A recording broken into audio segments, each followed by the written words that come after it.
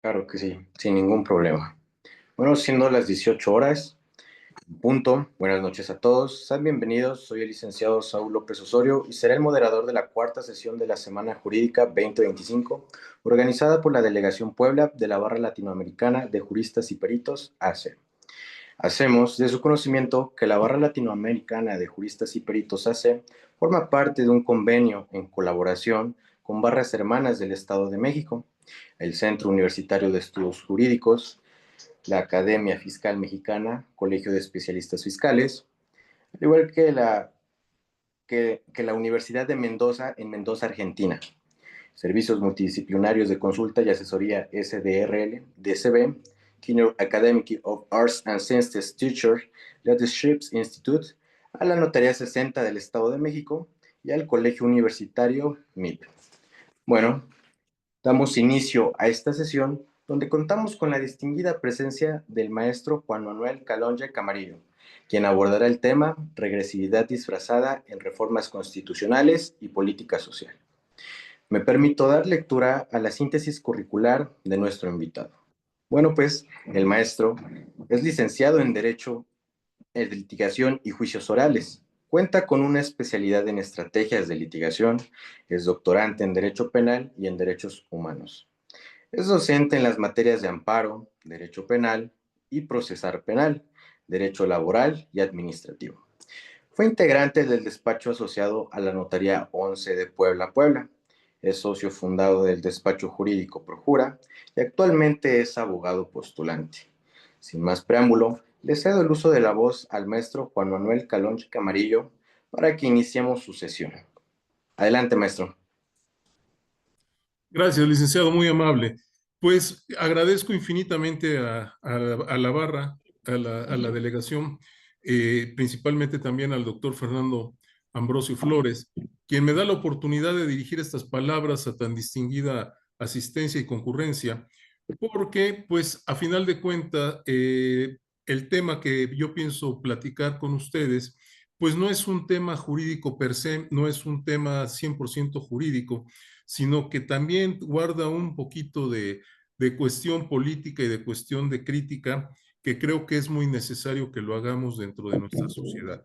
Por ese motivo, se tituló la charla como regresividad disfrazada de reformas constitucionales y política social. Pésima república plurime leyes. La república más corrupta es la que más leyes tiene.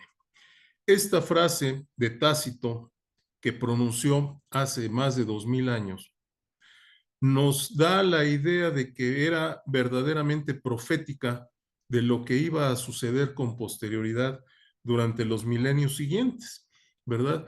¿Qué sucede? Que durante la historia de la sociedad moderna nos damos cuenta que hemos transitado de una situación en donde carecíamos de disposiciones legales y actualmente estamos inmersos en una situación en donde existe una gran cantidad de leyes y lo que es peor, ¿verdad? Muchas de estas disposiciones se han ido incorporando a los textos constitucionales, generando unas verdaderas enciclopedias constitucionales en lugar de lo que debería de ser una norma que de manera fundamental regula el funcionamiento de un Estado, regresando a la propia y especial naturaleza de lo que es una constitución. ¿Por qué hago mención de todas estas cuestiones? Porque lo vamos a tratar un poco más adelante dentro de lo que va a ser la charla, pero cabe destacar que nuestro país actualmente tiene un crecimiento notable en cuanto a la producción legislativa y a la incorporación de todas estas cuestiones legislativas mediante la figura de reformas al texto constitucional, elevando todo esto a lo que ahora conocemos como derechos fundamentales y pues lógicamente si atendemos a lo que en un momento determinado Luigi Ferrajoli establece como lo que son los derechos humanos, pues nos llegamos a la conclusión de que son los derechos fundamentales que están previstos en la Constitución.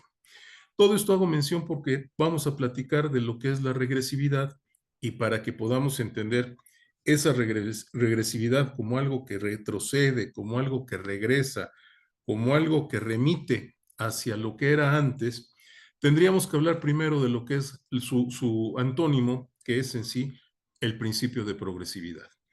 Para poder hablar de lo que es un principio, tenemos que analizar que durante muchos años el sistema jurídico mexicano, a partir del año de 1917, donde nace la quinta época de la Suprema Corte de Justicia, en realidad carecíamos de un concepto que determinara a qué se refería esa palabra de los principios fundamentales o los principios de derecho. Todos los que cursamos en alguna ocasión la carrera de Derecho, escuchábamos a los maestros que nos hablaban de estos principios, pero difícilmente nos definían qué era, ¿verdad? ¿Por qué? Porque únicamente en alguna tesis por parte de la primera sala de la Suprema Corte de Justicia, en la tesis que con número de registro 357-113 se estableció por primera vez lo que eran los principios generales de derecho, ¿verdad? ¿Y qué es esto? Pues en realidad es ese conjunto de pensamiento que debe de estar alrededor de un conflicto que existe entre las partes y que permite, ante la ausencia de una disposición expresa o ante la presencia de una laguna de la propia ley, pues permite resolver esa controversia para que se cumpla con la finalidad de lo que es la intervención judicial, que es darle solución a las controversias que se generan entre particulares o incluso también entre entidades gubernamentales. Entonces, fue por primera vez que establecieron que era un principio general del derecho. Sin embargo, pues lógicamente, dada la época que se vivía, en la que principalmente todo lo que se refería a la protección constitucional giraba en torno de los artículos 14 y 16 constitucionales, giraba en torno de lo que se conocía como la debida fundamentación y motivación respecto de las resoluciones que emitiera una autoridad. Y así fueron muchos años, ¿verdad? Sin embargo, para que nosotros podamos entender que esos principios generales de derecho evolucionaron hasta llegar a lo que son los principios fundamentales actualmente previstos en la Constitución, pues tenemos que buscar qué es un principio de progresividad en términos de lo que establece pues la más alta disposición que puede existir al respecto, que no es otra sino la interpretación que de los mismos da la Comisión Nacional de Derechos Humanos aquí en México, ¿verdad? Y lo que nos define por el principio de progresividad es que implica el gradual progreso para lograr el pleno cumplimiento y respeto de lo que son los derechos humanos. Entonces, este principio de progresividad nos aclara que debe de ser un camino que de manera gradual, y válgase la expresión de utilizar lo definido dentro de la definición, progresar, ir hacia adelante para lograr que precisamente se logre el reconocimiento, la protección, el respeto y la restauración de esos derechos humanos que le corresponden a las personas. Entendiendo entonces que ya tenemos la definición de lo que podría ser nuestro principio de progresividad, debemos de entender que la regresividad no debe de existir, ¿verdad? Es decir, la regresividad sería lo opuesto a este principio, el regresar, retrotraerse, lo cual no debe de darse dentro de una sociedad que ha obtenido un logro. Esto es una garantía de la protección de los derechos humanos, derivado de todo lo que ha sido la lucha democrática para lograr llegar hasta este punto. Es para todos conocidos que esta reforma en materia de derechos humanos tuvo lugar en junio del año 2011 y que esto trajo como consecuencia un cambio radical en lo que era nuestra Constitución a lo que es actualmente, así como en todas aquellas leyes que tuvieron que ajustarse, como lo fue la ley de amparo en su momento y de la cual vamos a hablar en su oportunidad, porque también pues forma parte de este retroceso que se está dando actualmente en la sociedad mexicana. Para todo esto me permito hacer un análisis histórico porque, como les mencionaba, todo parte de esta quinta época, de este 5 de febrero de 1917, en que se promulga la Constitución, que actualmente nos rige con todas y cada una de sus reformas, pero a final de cuentas es precisamente la Carta Magna que nos está regulando en la actualidad. Debemos de entender que todo esto, pues a final de cuentas, también fue resultado de la problemática tan grande que se vivía en el país, por lo que un constitucionalista como lo fue Venustiano Carranza, lo que intentó con la Constitución fue pacificar la situación política del país, lo cual no se logra y desafortunadamente siguen los movimientos que muchos de ellos llegaban hasta la muerte de los caudillos, hasta la muerte de los candidatos e incluso de presidentes electos, como el caso de Álvaro Obregón. Y aquí cabría mencionar, ¿verdad?, que pues ante la muerte de Álvaro Obregón, pues nace precisamente el Partido Nacional Revolucionario, el famoso PNR, que fue el antecedente del posterior PRI, el cual trató de alguna forma de poner un orden, ¿verdad?, que se eligieran a los candidatos, a los presidentes con votos y no con balazos, aunque suene un poquito retórica la frase. Eh, Esto le correspondió en gran medida a los presidentes posteriores, a Portes Gil, a Pascual Ortiz Rubio, a Abelardo L. Rodríguez, que es la etapa en la que estas personas que estuvieron en el poder finales de los años 20, principio de los años 30 del siglo pasado, y es precisamente durante estos mandatos presidenciales en los cuales se promulgan la mayor cantidad de leyes que de manera federal estuvieron rigiendo prácticamente durante todo el siglo XX y una pequeña parte del siglo XXI, ¿verdad? Si nosotros hacemos un estudio comparativo de nuestros códigos federales, como lo son el Código Penal, el Código de Procedimientos Penales, la Ley de Amparo, pues todos son de los principios y mediados de los años 30, ¿verdad? Porque lo que se trataba era de ir regulando todo lo que existía en el país, ajustándose a las nuevas disposiciones previstas en el texto constitucional de 1917. Ante esa situación, pues lógicamente también tenemos que ponernos a pensar todos los eventos que incluso a nivel mundial se vivieron, el inicio de la Segunda Guerra Mundial, los mandatos de Manuel Ávila Camacho, de Miguel, perdón, eh, ahí se me fue ahorita el nombre del siguiente presidente, pero todos estos presidentes lo que trataron de hacer fue aprovechar el momento histórico en el que se encontraba el país y que de esa forma se pudiera dar una regulación de lo que se estaba viviendo. Sin embargo, aquí para que nosotros podamos entender, vivíamos todavía en un régimen que no permitía muchas libertades, ¿verdad? Por eso me permito hacer mención de algunos movimientos significativos para que nosotros podamos entender el arribo de la democracia a nuestro país. Para esto, pues tendríamos que hacer mención, por ejemplo, de la huelga ferrocarrilera de los años 50, ¿verdad? Principalmente del año 59, en donde este señor Demetrio Vallejo, líder sindical, Valentín Campa, ¿verdad? Pues obviamente valiéndose de los movimientos huelguísticos en gran medida, pues se convirtieron en opositores del régimen y sufrieron las consecuencias, ¿verdad? Se vieron privados de la libertad, algunas otras personas se vieron privados de la vida por los enfrentamientos tan violentos que existían y pues lógicamente esto fue una piedra en el zapato para los gobiernos de Adolfo Ruiz Cortines y Adolfo López Mateos. Motivo por el cual pues obviamente tenemos que ponernos a analizar la importancia de estos movimientos para arribar a la democracia en México.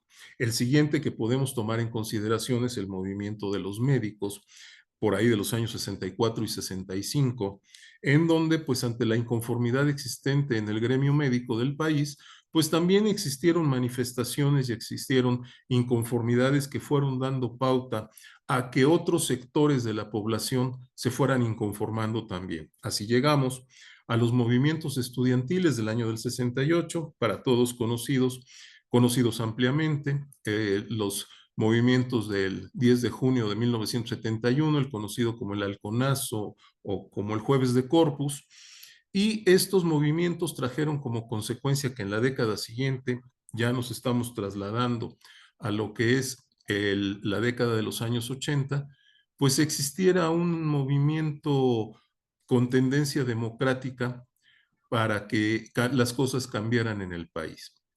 ¿Qué sucede? Antes de que entremos a la década de los años 80, quisiera hacerles mención que como ejemplo les pongo la conformación de la 68ª, legislatura del Congreso de la Unión, es decir, la legislatura que estuvo en funciones del 1 de septiembre de 1970 hasta el 31 de agosto de 1973. ¿Por qué hago mención de esto en este momento? Porque es muy importante advertir una situación interesante. En aquel entonces, la Cámara de Senadores se encontraba conformada por 68 senadores, de los cuales en aquella ocasión 60 correspondían al PRI. Es decir, el partido en el poder tenía una representación ante la Cámara de Senadores con 60 integrantes de su partido. Por lo que hace a la Cámara de Diputados, esta Cámara de Diputados estaba conformado ya de una manera un tanto más diversa. Sin embargo, estamos hablando de la existencia de 213 diputados, de los cuales 178 correspondían al PRI, 20 al PAN, 10 al PPS, en aquel entonces el partido que representaba la izquierda, y 5 del PARM, que era un partido que representaba una izquierda pero muy moderada. ¿Qué quiere decir esto? Que prácticamente en aquellas épocas lo que se vivía era la existencia de un partido hegemónico, el cual estaba representado por un ejecutivo emanado de dicho partido, motivo por el cual existía una lealtad hacia el partido que lo había llevado al poder, y una representación dentro de lo que es el Congreso con una mayoría aplastante, ¿verdad? Entonces, en esas épocas lo que se estilaba es que todo lo que dijera el presidente era aplaudido por las cámaras y no existía motivo por el cual lo que él propusiera no fuera aceptado. Entonces vivíamos una época que aparte de haberse caracterizado por la represión, pues también se representaba por el autoritarismo, ¿verdad? Existía una disposición por parte del presidente, esto se aceptaba por parte del Congreso, y en aquella época algo muy interesante, la Suprema Corte de Justicia, el tercero de los poderes en que se divide el poder en México, ese poder no tenía absolutamente ninguna función constitucional diversa de lo que era administrar justicia. Esta corte se encargaba única y exclusivamente de la actividad jurisdiccional entre particulares y no tenía absolutamente ni dientes ni uñas para poder defender una situación que se pudiera considerar que atentara contra alguna disposición o contra algún grupo social o contra alguna función democrática de la sociedad, y entonces caía en una verdadera autocracia. ¿Qué sucede? Lamentablemente durante muchos años así vivimos, lo cual, aunado al descontento social por los movimientos que les he mencionado con anterioridad, pues llevaba precisamente a esa problemática, ¿verdad? La problemática de que la población estaba descontenta. Sin embargo, pues se supone que el partido en el poder, en aquel entonces el PRI, era de un centro moderado. Era un centro que de alguna forma no tenía ninguna tendencia, lo cual no es cierto porque el gobierno de Luis Echeverría Álvarez fue en esa época un gobierno prácticamente de izquierda, ¿sí? Sin embargo, una izquierda que de alguna manera no era lo suficientemente adecuada para poder llegar, para poder permear hacia los grupos populares que conformaban el grueso de la población conformada principalmente por obreros, por trabajadores, por campesinos, eran incluso los sectores más importantes que conformaban las fuerzas del partido en el poder. Y pues lógicamente sabemos que todos los trabajadores estaban dentro de una confederación. Esa confederación, bajo las siglas de la CTM, pues era tan poderosa que se presumía que incluso era el que elegía quién iba a ser el sucesor del presidente en turno. Antes de todo esto, pues como les he mencionado, se vinieron generando inconformidades que durante los años 80, derivado de tan malas administraciones que se tuvieron a nivel nacional, a nivel federal, pues lógicamente generaron el descontento popular por la existencia de incrementos muy elevados en los precios de las gasolinas, en una inflación galopante, una inflación que de los años del 82 al 88 fue verdaderamente criminal. Era una inflación que nadie podía detener ni frenar. Se tuvo como opción para que el país funcionara la emisión de circulante, lo cual sabemos perfectamente que económicamente es una pésima medida. Y pues hacía, el país se encontraba en situaciones verdaderamente lamentables. Lo más grave que sucede en esta década, pues sabemos también que es que empiezan a existir fuerzas políticas importantes, como lo fue en su oportunidad Cuauhtémoc Cárdenas, como lo fue Eberto Castillo, todos estos representantes de una izquierda, una nueva izquierda mexicana, pues colocaron en una verdadera situación comprometida al partido en el poder y tomando en consideración que en el año de 1988 tuvieron lugar elecciones presidenciales, pues lógicamente se nos presenta una situación verdaderamente comprometida, ¿verdad? El pueblo se va a las urnas, había tres candidatos importantes, Carlos Salinas de Gortari por el PRI, por el PAN se encontraba Manuel Cloutier, y por el PRD y por la izquierda, venía una izquierda naciente, venía Cuauhtémoc Cárdenas. Ante un posible fraude que nunca se pudo demostrar, pero que en algunas ocasiones fue admitido, ante un posible fraude generado desde la Secretaría de Gobernación, quien era la encargada de las elecciones en aquel momento, pues lógicamente el pueblo ya bastante inconforme y bastante participativo en las cuestiones que hacían evidente la inconformidad de la población, pues propició que el gobierno se viera obligado a la creación de instituciones que garantizaran que este tipo de situaciones no se repitieran, ¿verdad? Y nacen dos instituciones muy interesantes en los años siguientes, que son precisamente el Instituto Federal Electoral, actualmente el INE, y la Comisión Nacional de Derechos Humanos. Pues lógicamente esto se tuvo que hacer porque de alguna manera tenía que dejarse escapar toda esa presión para que se pudiera tener gobernabilidad en el país. Esto pues lógicamente permite también que estando siendo creado un nuevo organismo encargado de las elecciones, se diera una apertura a la existencia de nuevos partidos políticos. Normalmente nuestra conformación partidaria en México estaba sujeta a la existencia de cuatro corrientes, ¿verdad? Una corriente moderada, que era el PRI, una corriente de la cúpula empresarial y del clero, aunque el clero no apareciera oficialmente, que era el PAN, una corriente muy moderada, pero que de alguna manera había sido participativa y en aquel entonces generaba una inclinación en la balanza, que era el PARM. Decían que este partido pertenecía al expresidente Lázaro Cárdenas, y la izquierda, que ya se había ido aglutinando en un Partido Popular Socialista y posteriormente el Partido Socialista Unificado de México, que de esta manera pues generaron un crecimiento en la incorporación de personas inconformes y pues de alguna manera propiciaron también la aparición del Partido de la Revolución Democrática, que empezó a cobrar fuerza, empezó a ser relevante, tan es así que llega a tener dentro de su poder a la Ciudad de México. mismo poder que no se ha perdido desde el año del 88, lo cual nos quiere decir que es una fuerza verdaderamente poderosa políticamente y pues representa los intereses de la capital del país.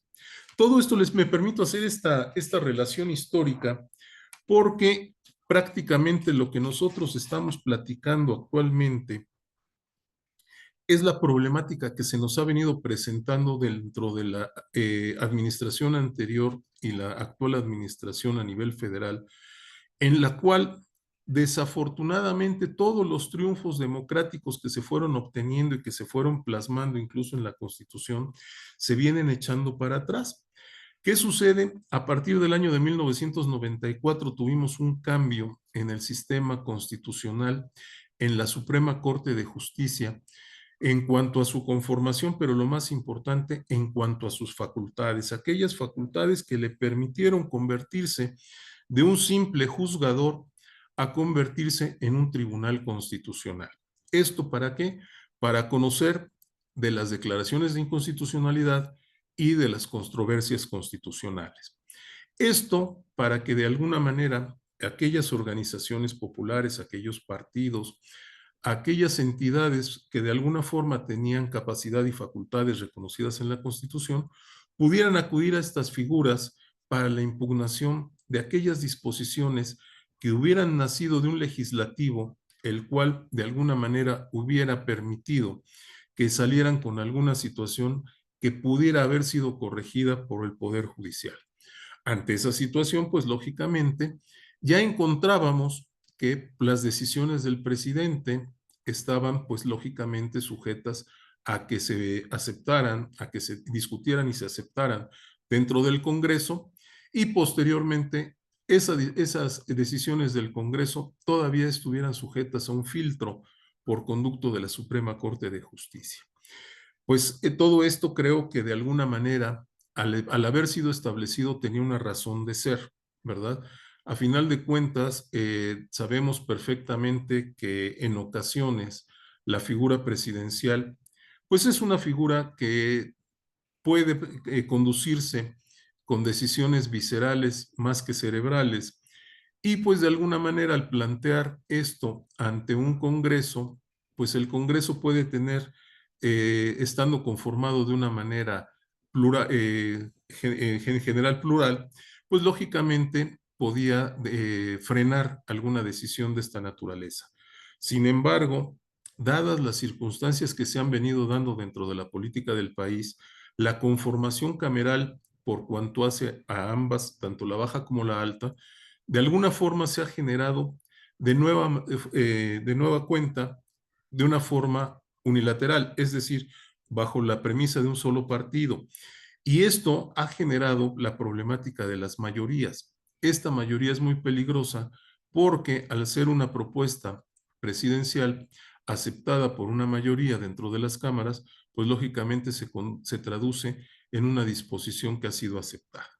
Ante esto, la Corte hizo valer, bueno, se hicieron valer los medios constitucionales al alcance y la Corte hizo valer su intervención y en ocasiones frenó o incluso impidió que todas estas propuestas avanzaran, lo cual, pues lógicamente, llevó a que por inicio se hicieran modificaciones al artículo 129 y 148 de la Ley de Amparo para impedir los efectos generales respecto de aquellas resoluciones que se dictaran en los juicios de amparo.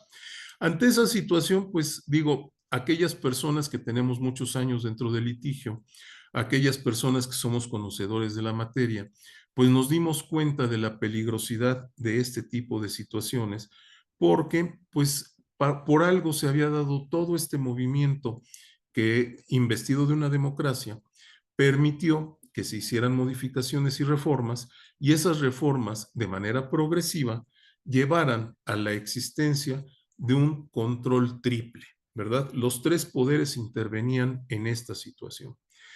Esto pues lógicamente generó inconformidad, generó molestia dentro de aquellos representantes del Ejecutivo. No digo nombres porque en atención a la barra no quiero hablar de cuestiones políticas, no quiero hablar de partidos políticos, pero sin embargo sabemos perfectamente que el presidente en turno pues estaba apoyado por las mayorías camerales y eso se traducía en que las propuestas y los proyectos legislativos pasaran.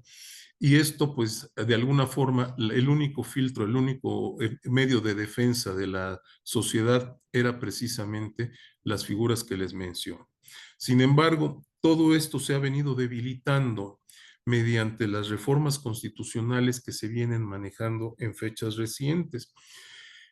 Esto es peligroso, ¿por qué? Porque de alguna manera, pues estamos regresando a una situación en donde desafortunadamente, como les he mencionado, existe un partido en el poder, existe un partido mayoritariamente en las cámaras, y si le quitamos aquellas facultades de las que estaba investida la Corte para que pudiera frenar todas aquellas decisiones, pues lógicamente estamos en un estado de indefensión. ¿Esto por qué? Porque no vamos a tener un mecanismo jurídico al que podamos acudir para que de alguna forma esto se pudiera evitar, para evitar esos efectos hacia lo que es el conglomerado social. Independientemente de ello, otra de las problemáticas que se plantea, ¿verdad? Es precisamente que dentro de las reformas constitucionales que se vienen dando y que, como les menciono, están disfrazando esa regresividad a situaciones similares a las que vivíamos hace 50 años, pues otro de los factores verdaderamente importantes es el hecho de buscar el cambio de un sistema, el cambio de un poder en su totalidad mediante la implementación de filtros muy laxos, ¿verdad? De situaciones que verdaderamente son risibles para la elección de aquellas personas que van a desempeñar los cargos que tienen la obligación de conocer de este tipo de situaciones. Verdaderamente lamentable, verdaderamente peligroso, porque como lo he mencionado, pues ya no existe la manera de frenar este tipo de situaciones. Pongo, por ejemplo, una reforma bastante importante, no a nivel Constitución federal, sino a nivel Constitución de la Ciudad de México, y es la inclusión de la propiedad social dentro de lo que es el respeto a la propiedad en la Constitución de la Ciudad de México. ¿Por qué es esto peligroso? Porque sabemos perfectamente que la propiedad social se encuentra perfectamente regulada en el artículo 27 de la Constitución Política de los Estados Unidos Mexicanos, por todo lo que se refiere al funcionamiento de los ejidos y de los bienes comunales. Y pues era innecesario el plasmar este concepto dentro de la Constitución de la Ciudad de México, porque pues ya estando previsto en la Constitución Federal y siendo materia federal lo que se refiere a la propiedad agraria, que es concretamente la ejidal y la comunal, pues era verdaderamente innecesario. Nos hace prever, nos hace pensar el hecho de que se pudiera dar un ataque a la propiedad privada, a la propiedad que corresponde a los particulares, y que esto estuviera verdaderamente acotado al momento de que nosotros podamos buscar el impugnar alguna cuestión de carácter legal por las figuras tanto de la declaratoria de inconstitucionalidad como lo que sería la declaratoria de inconstitucionalidad y el juicio de amparo, ¿verdad? Y que el juicio de amparo nosotros lo tramitemos ante autoridades que se encuentran debiendo favores o nombramientos al poder ejecutivo o al poder legislativo. Entre esas situaciones precisamente donde yo quisiera que de alguna forma lo que se hace dentro de esta barra, que es el hecho de dirigirnos a personas jóvenes, el hecho de poder expresar este tipo de ideas, este tipo de inquietudes a las nuevas generaciones de abogados, pues nos permitan el ir generando conciencia, ¿verdad? porque, pues digo, de alguna forma hemos vivido, hemos tenido la experiencia de lo que ha sucedido en el pasado, hemos sufrido las consecuencias de lo que es la inconformidad y el paso por la democracia, que ha sido un paso lento, doloroso, acompañado de eventos nada agradables y que desafortunadamente, habiéndose logrado, habiéndose cristalizado, actualmente se estén dejando sin efecto, se esté buscando acotar, como he mencionado, recortar, quitar el poder que se tiene para que esto de alguna forma se pudiera tener más control a nivel constitucional. Por eso la propuesta es precisamente como todos los ponentes que me han precedido y que de una manera magistral han hecho sus aportaciones. Yo quisiera que la aportación, la propuesta es que todos y cada uno de ustedes, dentro de su propia conciencia, dentro de su forma de pensar y de actuar, sin que esto implique que de alguna forma se dirija hacia una cuestión de índole político, partidario, sino que en lo personal cada uno de nosotros valoremos esta situación y hagamos la labor que nos corresponde, como atinadamente alguien en alguna ocasión me dijo, vamos a hacer patria y la única manera de hacer patria para todos nosotros es en las aulas y en nuestro trabajo. Por ese motivo yo quise y tuve la oportunidad por parte del doctor Fernando Ambrosio Flores de preparar este tema, de que de alguna manera se pueda dirigir a todos ustedes, expertos en la materia, pero que a lo mejor, pues lógicamente, no tienen las vivencias como las hemos tenido nosotros, las vivencias de todo aquello que ha sido tan difícil como vivir las inflaciones, como vivir las devaluaciones, como vivir los famosos gasolinazos, y que todos los días nos levantamos con la mejor intención de trabajar y de continuar sacando adelante al país, y lamentablemente hay muchas cuestiones que nos lo impiden. Esto es una propuesta que yo hago, creo que todos ustedes pueden valorarla y pueden tomar la mejor decisión, y pues yo quisiera que en este momento, si tuvieran alguna duda o algún comentario, por conducto del moderador, me lo hicieran llegar, quedo totalmente a sus órdenes. Gracias.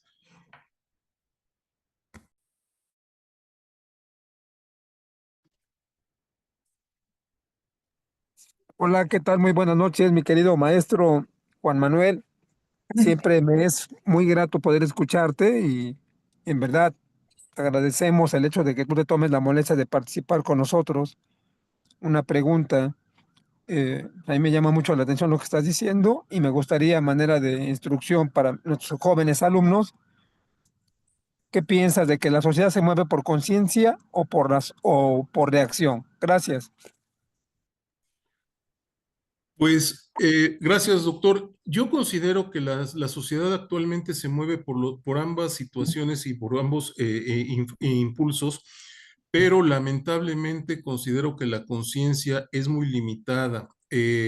Precisamente yo creo que esa conciencia tiene que surgir de las aulas, y pues no solamente de las aulas universitarias, sino de las aulas a todos los niveles, porque pues yo recuerdo que incluso antes teníamos la fortuna de que desde la secundaria, desde la escuela secundaria, nos hablaban de algunos artículos constitucionales, de la importancia de la Constitución, y posteriormente en la preparatoria ya nos empezaban a hablar de la importancia de lo que iba a ser, que en muy pocos meses o años íbamos a, de alguna forma, íbamos a tener la oportunidad de votar, ¿verdad? Y dentro de ese voto, el obtener la posibilidad de presentarnos ante la política y pues darle importancia a una decisión que iba a afectar a todo el país.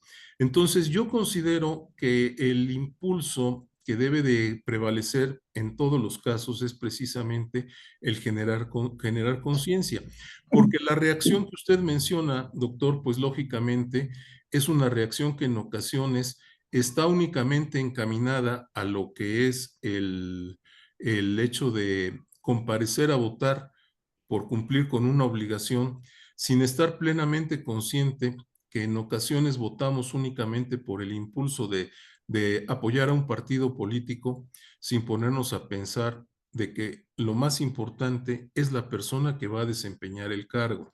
Entonces, creo que en estos casos debemos de tratar de permear con ese estrato, con ese tipo de votante, para que sus decisiones vayan encaminadas a lo que es en realidad un voto pensado, un voto consciente, y pues lógicamente eso va a beneficiar a todo el país en general.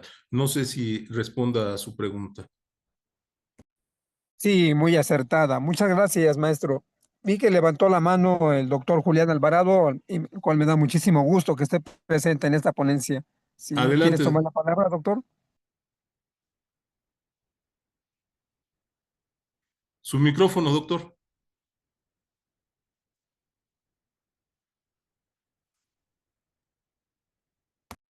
¿Me escucha? ¿Me escucha, perdón? Sí, Ahora sí, adelante. fuerte, claro. Primariamente, muy buenas tardes a todas y todos los quienes se encargan de organizar este tipo de eventos. En segundo término, saludo con mucho respeto al maestro Juan Manuel Calonge, con mucho afecto, dándole mi Gracias, doctor. justa valoración y reconocimiento por su excelente participación, sobre todo siguiendo un hilo histórico importante. Eh, Quisiera hacer un comentario y por ahí un cuestionamiento, si me lo permite, estimado maestro.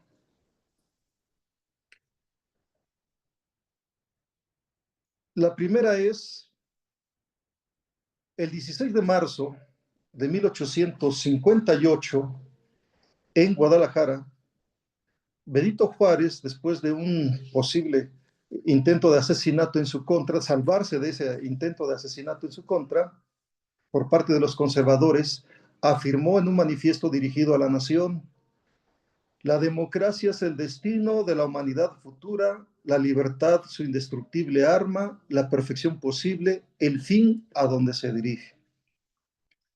Eso significaba que en ese tiempo no había democracia. Bueno, hemos transitado en todo un recorrido histórico, ya lo hizo usted muy bien en todo lo que tiene que ver con el siglo XX y parte del siglo XXI. Con Madero se pensó que al fin había iniciado la democracia, pero fue efímera por la decena trágica. Desde ahí surge un grupo de militares que de alguna manera corporativizaron el poder, haciendo todo un buen diseño, emergiendo un partido oficial que sería en el futuro por muchos años el dominante, y que eso ha sostenido la historia de México del siglo XX. Y ya he relatado con exactitud los pormenores de intentos de emergencia de la democracia en México. Me ha parecido muy interesante. Hoy en día, sin embargo, habría que hacerse dos preguntas. Número uno, entender cómo se entiende a la democracia como sustantivo, y la otra es cómo también reconocer que a ese sustantivo hoy en día se le agrega toda una pluralidad de adjetivos como la de democracia formal, sustancial, liberal, republicana, burguesa, social, eh, participativa, deliberativa, en fin, toda una serie de adjetivos. Representativa. A mi manera de ver, la democracia mexicana incipiente, porque eso es, parece ser que otra de sus manifestaciones se gestaron el pasado 2 de junio de 2024. ¿Esto a dónde me conduce? A pedir su opinión, maestro. Primero, ¿el pueblo mexicano a estas alturas realmente está preparado para la democracia? ¿Y qué tipo de democracia o qué adjetivo de la democracia debemos emplear? Ese es un punto importante, porque ha dicho acertadamente que debemos prepararnos para hacer patria, pero también sabemos que a través de la historia, un jurisconsulto importante como Marco Tulio Cicerón Romano, en su tiempo dijo: Los hombres y las naciones que no observan su historia están condenados a repetir sus tragedias. Y me regreso al tiempo de la revolución, en la época porfirista, antes de la revolución, el propio Emilio Rabasa, reconocido jurisconsulto porfirista, decía que el pueblo en ese momento no estaba listo para la democracia. El pueblo ignorante no podía tener el voto porque no estaba listo para la democracia. Díaz dijo lo contrario. Bueno, pero ahora la pregunta es esa ahora. ¿El pueblo está preparado para la democracia? Porque tal parece que la oposición, los de estos dos bloques que se han formado desde hace un sexenio y ahora, viene el bombardeo insistente en que el pueblo es ignorante, a pesar de que el 2 de junio fue y votó, ¿no? ¿Hasta dónde? Ese es un punto importante. Hacer patria implica acertadamente conocer primariamente la historia de México. Recordemos que Carlos Pereira, en su libro Juárez, discutido como dictador y estadista, que publicó la Cámara de Diputados en el 75, por ahí, pues, página 29, dice que cuando contemplamos las lejanías del pasado, los errores de los personajes históricos nos parecen inexplicables si no conocemos el hecho completo y los móviles de la acción. Bueno, esto ¿a dónde nos conduce entonces? Que el mexicano, para adquirir conciencia de que hay una patria, debe conocer su historia. ¿Qué mejor que recorrerla y conocerla, obviamente, ¿no? Bueno, y el último punto, mi estimado maestro. La Suprema Corte de Justicia de la Nación ha navegado hacia dos vertientes doctrinarios en cuanto a la posición de si es un tribunal constitucional o no lo es, ¿no? Si le preguntamos a un ministro de la Suprema Corte o a un magistrado, dirán claramente que es un tribunal constitucional. Sin embargo, dentro de la teoría del Tribunal Constitucional, por ahí hay un libro de Luis Favoró que se llama precisamente El Tribunal Constitucional que publica Ariel, nos dice precisamente que un requisito para que un tribunal constitucional sea como tal es que sea externo a la división de poderes, fuera del poder judicial, ¿no? La Corte obviamente es el órgano máximo del Poder Judicial Federal. Por ahí desde su estructura vamos pensando que no lo es. Y tal vez algo refuerza más que no lo sea. El hecho de que ejerza, por el momento hasta ahorita, antes de la reforma, 3 jurisdicciones. La jurisdicción ordinaria, porque conoce a través, tiene la última palabra o tenía la última palabra a través del amparo directo. Y otro punto importante es que ejercía jurisdicción administrativa porque controlaba el Consejo de la Judicatura Federal y finalmente conocer de cuestiones constitucionales como acciones, controversias y el proceso de amparo, revisión. Eso determina que pues era una jurisdicción constitucional. Bueno, eso es lo que deduzco yo. ¿Qué opinión le merece estos puntos importantes? Si es tan amable, y muchas gracias por dar respuesta a mis inquietudes. Gracias, doctor. Mire, muy amable. Y efectivamente, como usted lo menciona, es importante el establecer cuál es el nivel de participación de la población en general en nuestros procesos democráticos, obviamente respecto de las elecciones. Y pues lógicamente lo que usted menciona respecto del 2 de junio del año 2024, pues sí es un ejercicio importante por la cantidad de votantes que comparecieron y que de alguna forma eh, le dieron la legitimación a aquellas personas que intervienen dentro de los poderes y que de alguna manera, pues eso ha sido lo que han estado utilizando para decir que ellos se encuentran legitimados por la democracia y por el voto popular. Sin embargo, lo que mencionaba usted y yo coincido plenamente es el hecho de que para que nosotros podamos hacer patria, es muy importante que nosotros impartamos los pocos o muchos conocimientos que tengamos dentro de las aulas, pero que también hagamos labor con otro tipo de personas fuera de lo que son las instituciones educativas, para que tengan pleno conocimiento de la importancia de lo que reviste el voto y de la importancia del acto, de esa manifestación de su voluntad mediante el sufragio, para que le den el valor que corresponda y reitero, en muchas ocasiones tenemos simpatía por un partido y no tenemos conocimiento de la persona que está participando, que es algo que se presentó mucho y nos tocó vivirlo dentro del territorio del Estado poblano, ¿verdad? Que los participantes en la política de alguna forma pues no eran emanados de un partido, no eran emanados de una idea o de una tendencia política, sino que abrazan esa tendencia política para poder aspirar a un voto. Entonces, eso es precisamente lo que deberíamos de concientizar a aquellas personas a las que tenemos oportunidad de dirigirnos. Por otra parte, pues es indiscutible, ¿verdad?, que como atinadamente Marco Tulio Cicerón lo manifestó, aquellos que no conocen la historia están condenados irremediablemente a repetirla.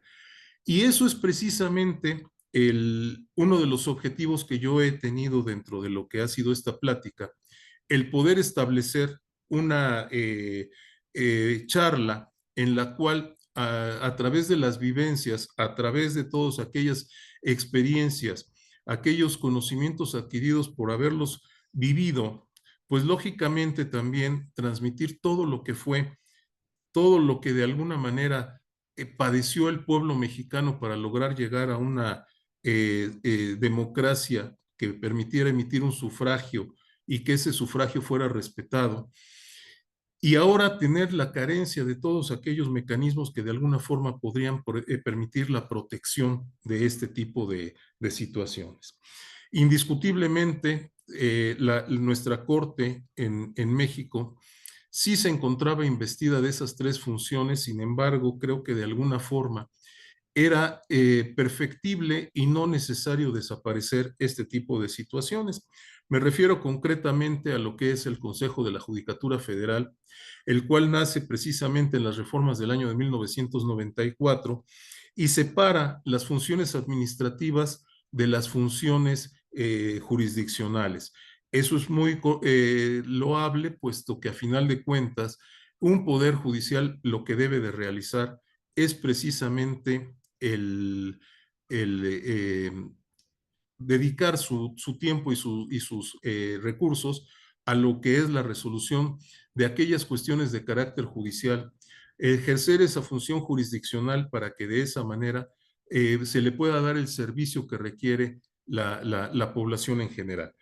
¿Qué sucede? Lamentablemente nosotros estábamos contaminando la función jurisdiccional con la función administrativa y esto pudo haber sido perfectible, no necesariamente tener que desaparecer el Consejo de la Judicatura, sino darle otro tipo de funciones para que pudiera estar regulado expresamente, darle un tanto más de dientes y uñas a la ley para que de esa manera, en caso de existir alguna irregularidad en el desempeño de la función judicial, esta pudiera ser de alguna manera impugnada y sancionada oportunamente.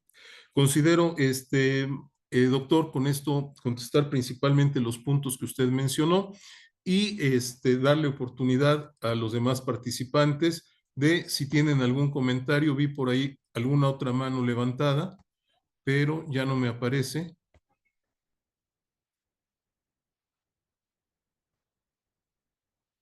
Licenciado Saúl, no sé si hay alguna otra mano levantada. No, creo que no, eso sería todo. Bueno, maestro, si me lo permite, yo sí tengo una Sí, sí, licenciado, dígame. pregunta. Bueno, tomando en cuenta del tema que nos acaba de dar y teniendo en cuenta que antes existían menos senadores y diputados que el día de hoy tenemos, ¿usted cree que si hubiera menores diputados y senadores, habría un cambio significativo al momento de legislar hoy en día? ¿Cree que sí había un cambio significativo? Perdón, nos estamos refiriendo a un menor número, o sea, Exacto. a un menor número de diputados y de senadores.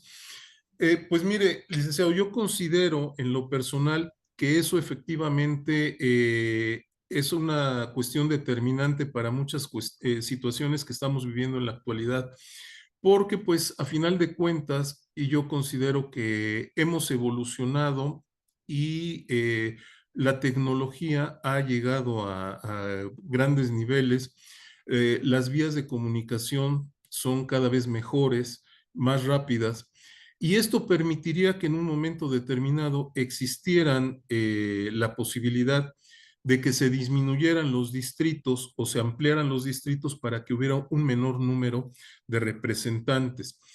Por lo que hace a los representantes de los estados, por lo que hace a los senadores, pues definitivamente yo considero que es excesivo que existan 4 senadores por estado, y el hecho de regresar a 2 no es una situación que pudiera implicar el riesgo de que existieran decisiones y que estas decisiones se pudieran tomar de una manera adecuada.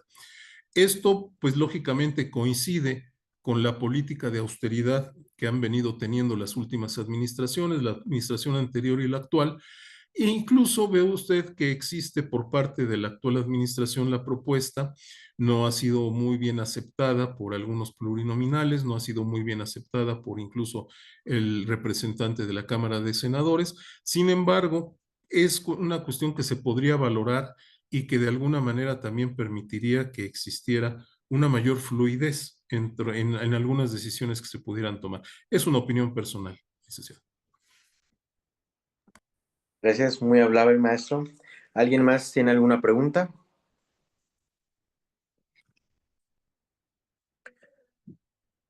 Bueno, pues, maestro, una conclusión que quiera dar el tema para finalizar. ¿Algún otro comentario que quiera para poder terminar con la sesión de temas muy importantes? Le cedo la palabra, maestro. Adelante. Muchas gracias, licenciado.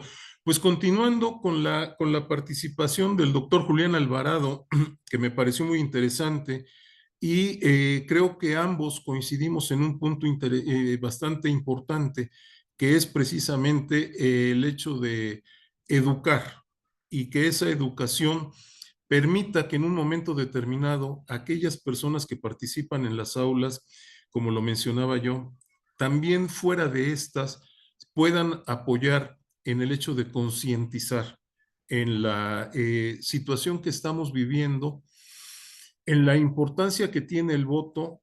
Creo que el ejercicio democrático del 2 de junio del año pasado fue muy importante, ¿sí? Y pues eso es demostrativo del interés que existe. Sí sería importante para que de alguna forma las personas tomen una decisión razonada, tomen una decisión, hagan valer, ¿verdad? Pocas veces tenemos cercanía con aquel representante popular que es precisamente nuestro diputado. Muchas veces no sabemos ni quién es, o muchas veces no sabemos ni siquiera dónde está su casa de campaña. Y por lo mismo no tenemos cercanía con él, hablando de un senador mucho menos. Y lamentablemente también se tiene que cambiar esa idea que tienen todos estos representantes, que de alguna manera, pues lógicamente, a veces se sienten las divas del cuento, ¿verdad? Las divas de la historia, y lamentablemente pierden ese contacto con aquellas personas que los llevaron a ese cargo. Entonces creo que eso es muy importante. Por ahí en el chat vi un comentario de alguien que no está de acuerdo con la disminución del número de diputados y senadores. No sé si quisiera expresar algún comentario al respecto, licenciada.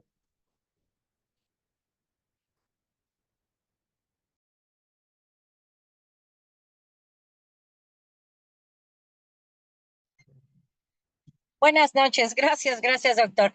Primero, felicidades por la ponencia del día de hoy, ha sido maravillosa, muy vasta, y me parece que nos ha dejado un gran sabor de boca. Simplemente considero que, dadas las circunstancias que vivimos en la actualidad, sobre todo la polarización que se ha creado por los partidos, considero que no de nada tener menos diputados ni menos senadores. Quizás ahorita hasta sería peor. Además, es una propuesta que llevan desde que yo era niña, cada que se quieren postular, proponiendo disminuir los diputados, disminuir los senadores, y nunca pasa, porque además sería muy complicado. Nada más eso, simplemente creo que no nos serviría con la actualidad y la realidad social que estamos viviendo.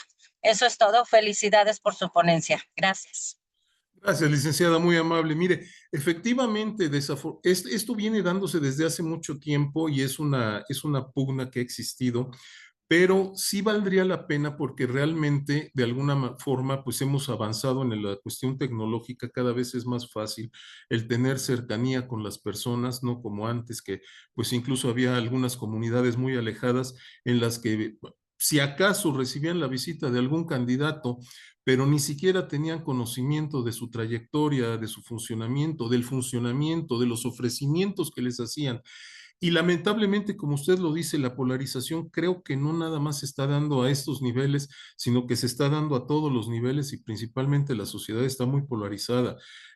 No debe de existir esto porque no debemos de olvidar que somos mexicanos y como mexicanos todos vamos en el mismo barco y hacia una misma dirección. Y si todos remamos en contra, pues nada más vamos a estar dando de vueltas y no vamos a llegar a ningún punto. Entonces, esa polarización debe de dejarse de manejar pero desde los más altos niveles. No debe de haber ricos y pobres como entendiendo como tales buenos y malos, ni blancos ni negros, ni blancos y rojos o morados, sino que debemos de buscar que el gobierno no debe de ser solamente para los pobres, sino para todos, porque todos somos mexicanos. Entonces creo que las polarizaciones no nos conducen a nada sano ni a nada bueno, y eso sí es una muy buena idea, el hecho de buscar dejar de estar dividiendo al país. La lucha de clases propuesta hace muchos años por Carlos Marx no es la mejor vía, ¿verdad? La mejor vía es la cooperación y la colaboración de todos los sectores. Es una opinión. Señor moderador, no sé cómo estemos de tiempo. Bueno, pues ya se nos pasó un poquito de tiempo. Me gustaría dar una pequeña conclusión. Obviamente que las reformas que parecen ser un avance en términos constitucionales, claramente, o de la política social, a menudo, como ya lo había mencionado, esconden un retroceso disfrazado, por así decirlo, ya que estos pueden perjudicar a los sectores más desfavorecidos y concentrar el poder en manos de unas pocas personas. Es crucial mantener un enfoque vigilante y crítico frente a estos cambios, ya que estos aseguran que realmente benefician a la sociedad en conjunto y pues no favorecen intereses particulares y extensos de los derechos, pero pues por el bien de la mayoría. Bueno, maestro, esa fue mi conclusión. Agradecemos a nuestro distinguido invitado, al maestro Juan Manuel Calón Camarillo, por su excelente exposición sobre el tema regresividad disfrazada en reformas constitucionales y política social. Esperamos prontamente tenerlo en esta otra ocasión en la barra latinoamericana. Bueno, siendo las 7:01, en este orden de ideas, los esperamos el día de mañana, viernes 17 de enero del año 2025, en la quinta y última sesión de esta Semana Jurídica 2025, en punto de las 18 horas, donde contaremos con la presencia del doctor Carlos Alberto Vargas Prado, quien abordará el tema de psicopatología forense y criminal. Tengan buenas noches a todos y recuerden, donde impera la justicia, el derecho prevalece. Gracias. Gracias a ustedes, gracias a todos los participantes. Muy buenas noches. Muy buenas noches a todos y feliz noche y excelente ponencia. Gracias. Gracias, doctor.